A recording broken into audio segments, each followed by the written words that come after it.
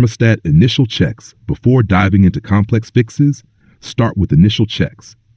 These simple steps can often resolve the issue with your Robertshaw thermostat. Initial checks are crucial for effective troubleshooting. Follow these steps to rule out common problems. Power supply. First, verify the power supply to your thermostat. Ensure it is receiving power. Check if the display is lit. If the display is blank, the thermostat might not be getting power. Use a multimeter to measure the voltage. Compare the readings with the user manual specifications. Condition, possible issue: no display, power supply problem, low voltage, faulty wiring or power source. Circuit breakers.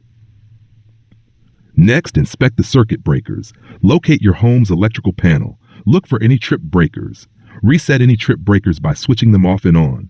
Ensure the breaker labeled for the thermostat is in the on position. 1. Open the electrical panel. 2. Identify the thermostat breaker. 3. Check if it is tripped. 4. Reset the breaker if necessary. If the breaker trips again, there might be a more severe issue.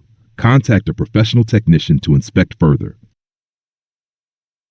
If you want to know more details, then you can visit HelloTroubleshooting.com.